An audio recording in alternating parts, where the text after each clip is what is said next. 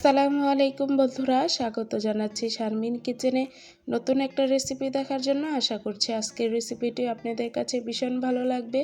একটি মাত্র ডিম দিয়ে ঝটপট বানিয়ে নিতে পারেন এই নাস্তাটি দেখতে যেমন লোভনীয়, খেতে ভীষণ মজা। বাচ্চাদের টিফিন বা বিকেলের চায়ের সাথে এই নাস্তাটি একদম পারফেক্ট। তো তার জন্য এখানে আমি একটা মিক্সিং বলে 1 কাপ আটা নিয়ে নিলাম। চাইলে আপনারা ময়দা দিয়েও করতে পারেন। এখানে দিয়েছি হাফ চা চামচ লবণ, দিয়ে আমি 1 টেবিল চামচের মতো রান্নার তেল দিয়ে এখন আটাটার সাথে ভালো করে মিক্স করে নেব। ভালো করে দেখুন বন্ধুরা, এভাবে করে মুঠি করলে ঝরঝর করে ভেঙে গেলে বুঝতে পারবেন যে আটাটার সাথে ভালো করে মিক্স করা হয়ে গিয়েছে তেলটা। এখন কুসুম গরম পানি দিয়ে আমি একটা ডো করে নেব।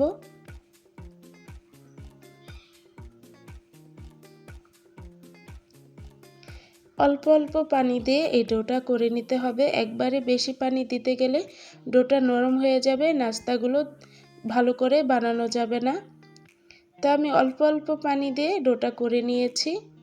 এখন ঢাকনা দিয়ে ঢেকে রেখে দেব সাইডে। এখন ভিতরের পুরটা আমরা রেডি করে নেব। তার জন্য এখানে আমি একটা বাটি নিয়েছি, এর মধ্যে দিয়ে দেব একটা ডিম, তার সাথে দিয়ে দেব এখানে একটা পেঁয়াজ কুচি, দিয়ে দেব 2টা কাঁচামরিচ কুচি,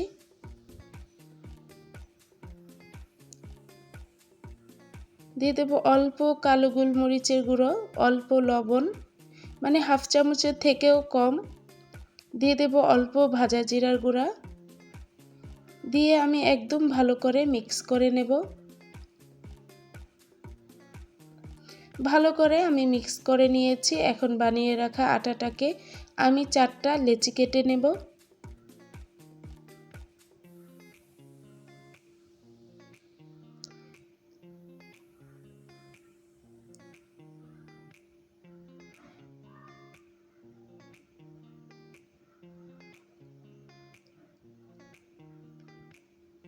দেখুন বন্ধুরা, আমি 4টা লেচি কেটে নিয়েছি।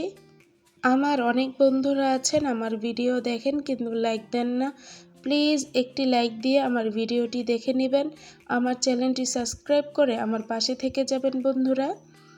4টা লেচিকে আমি সমান করে একটা গোলাকার দিয়ে নিচ্ছি বন্ধুরা, দেখুন। এখন এখান থেকে একটা নিয়ে আমি একটা বড় করে রুটি বানিয়ে নেব। এই রুটিটা যত পাতলা হবে নাস্তাগুলো দেখতে অনেক সুন্দর ও মচমচে হবে। তো আমি পাতলা করে একটা রুটি বানিয়ে নিয়েছি।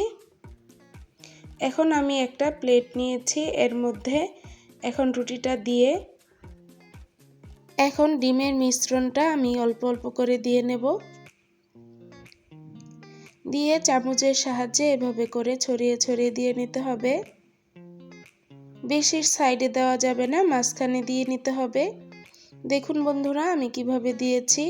এভাবে করে দুই পাশের রুটিটা এভাবে মাঝখানে দিয়ে আবার দুই পাশের সাইডের রুটিটা এভাবে দিয়ে দিলেই সুন্দর একটা নাস্তা তৈরি হয়ে যায়।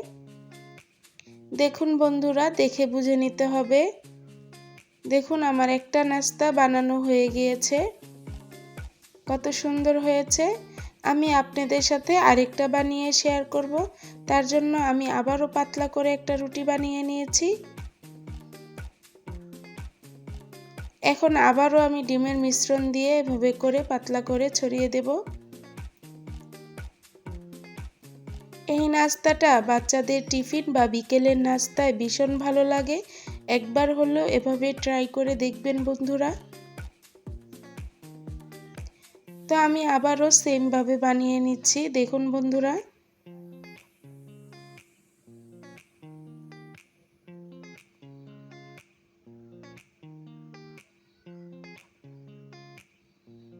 তো আমি আরেকটা নাস্তা বানিয়ে নিলাম। এখন আমি চুলায় একটা প্যান বসিয়ে পর্যাপ্ত পরিমাণের তেল দিয়ে তেলটাকে আমি হালকা গরম করে নিয়েছি। বন্ধুরা বেশি গরম করে তেল দেওয়া যাবে না, আর চুলার জালটা কম আঁচে রাখতে হবে। বেশি আঁচে দিলে নাস্তাগুলো পুড়ে যাবে কিন্তু ভাজা হবে না। তো আমি অল্প আঁচে নাস্তাগুলো এক পাশ ভেজে নিয়েছি। এখন আমি উল্টিয়ে দিয়ে আমি আরেক পাশ ভেজে নেব। একইভাবে আমি উল্টিয়ে পাল্টিয়ে ভেজে নিয়েছি পছন্দ মতো কালার আসার আগ পর্যন্ত। নাস্তাগুলো আমার ভাজা হয়ে গেছে, এখন আমি সবগুলো নাস্তা তুলে নিচ্ছি। তেল ঝরিয়ে আমি সবগুলো নাস্তা তুলে নিয়েছি বন্ধুরা, দেখুন কত সুন্দর হয়েছে। দেখতে যেমন লোভনীয়, খেতে অনেক মজা হয়েছিল বন্ধুরা। ডিম আর আটা দিয়ে এই নাস্তাটি একবার হলেও বানিয়ে দেখতে পারেন, ভীষণ ভালো লাগে।